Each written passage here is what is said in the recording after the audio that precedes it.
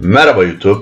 Bu videomda sizlere tetra balıklar arasında ülkemizde popüler olan ve bitkili akvaryumlarının aranılan sevimli ve bir o kadar da güzel balığı Black Neon tetra balığı hakkında bir video ile karşınızdayım. Bu videoda bu balıkla ilgili olarak bulabileceğiniz konular başlıca şöyle.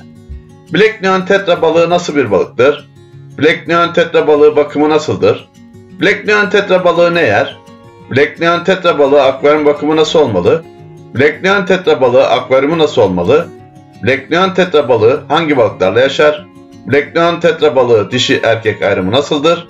Black Neon tetra balığının üretimi nasıldır? Gibi sorulan cevaplarını hepsini bu videoda bulabilirsiniz. Eğer hala kanalıma abone olmadıysanız hemen şimdi kanalıma ücretsiz abone olabilirsiniz. Black Neon tetra balığı nasıl bir balıktır? Bu balık akvaryumda çok güzel görünen, küçük, ince gövdeli, hareketli ve enerjik bir balıktır. Harika bir kişiliğe sahiptir. Bu sayede kendi gibi huzurlu ve sakin diğer balıklarla rahatlıkla bakılırlar. Akvaryumda boyları 4 santim kadar olur. Aslında akvaryumda yeni balık bakmaya başlayan arkadaşlar için de tavsiye edebileceğim bir balıktır. Çünkü hem beslenmesi hem de akvaryum şartlarına uyum sayesinde 5 ila 10 yıl arasında bir ömre sahiptir. Öyle ki bu Amazon Nehri balığı doğal ortamında bulunan su şartlarından daha sert ve daha alkali olan sularda bile yaşayabilir. Bu balık da diğer birçok tetra türü gibi topluluk halinde bakılır. Görünüş olarak parlıyormuş gibi görünen yatay çizgisiyle neon tetraya benzer. Ancak belirgin bir şekilde farklı bir balıktır. Siyah neon tetra, zengin kadifemsi siyah renkte kontrast oluşturan emaye beyazı yeşilimsi neon şeridiyle kolayca tanımlanabilir. Bu balığın ayrıca albino olarak da adlandırılan albino black tetra türü de vardır. Black neon tetra balığı bakımı nasıldır? Dediğim gibi Black Neon tetra özellikle akvaryumu yeni kurmuş olan bakteriyel filtrasyon döngüsü tam ancak henüz su dengesi oturmamış akvaryumlar için tavsiye edebileceğim bir balıktır.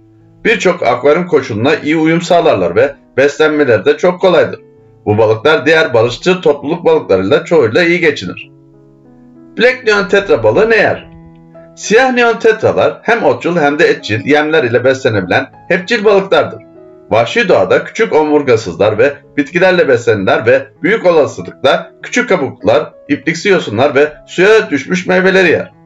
Akvaryumda genellikle her türlü canlı, taze ve pul yemi yerler.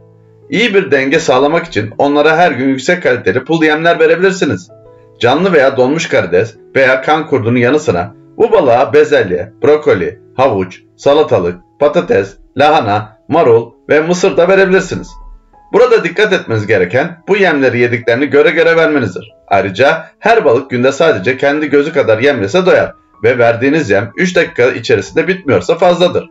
Aksi takdirde yenmeyen yem ve fazla atık akvaryumdaki su kalitesini bozacak ve balıklarınızın kısa sürede hastalanmasına yol açacaktır. Black Neon tetra balığı akvaryum bakımı nasıl olmalı? Siyah neon tetraların bakımı sularının temiz tutulması şartıyla çok da zor değildir. Özellikle akvaryum yeteri kadar büyük veya akvaryuma göre balık sayısı uygunsa gene bakteriyel filtrasyon döngüsünün oturması ile alakalı olarak akvaryum suyunu en az %25 ila %50'sini 2 haftada bir değiştirmelisiniz.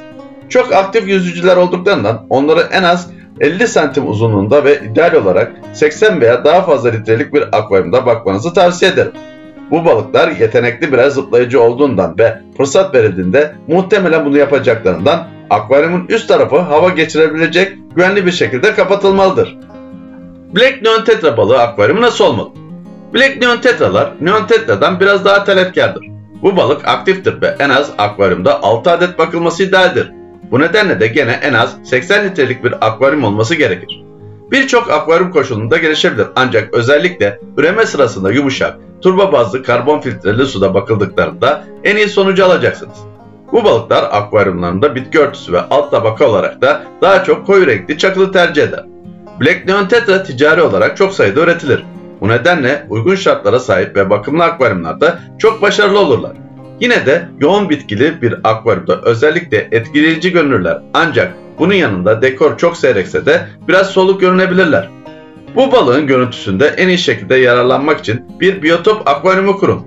Alt tabaka için odun parçaları ve mangrove kökleri kullanın. Suyu açık kahverengine boyayacak rooibos çayı ekleyin. Ayrıca loş ışıklandırmanın kullanılması tetralarınızın rengini en iyi şekilde göstermesini sağlayacaktır. Akvaryum su sıcaklığı 24 ila 28 derecelerde, su pH aralığı 5 ila 7,5 arasında olmalıdır. Unutmayın ki bu balık su ne kadar asidik olursa o kadar renkli görünür. Su sertliği de 100 ila 250 TDS arasında olabilir. Black Neon Tetra balığı hangi balıklarla yaşar? Black Neon Tetra diğer barışçıl balıkların bulunduğu bir akvaryum için idealdir. Bu tetra topluluk akvaryumları için en iyi tetralardan biri olarak bilinir. Çok hareketli ve huzurlu bir balıktır ve renkleri çok göze hoş gelir. Bu tetralar her zaman 6 veya daha fazla gruplar halinde bakılmalıdır.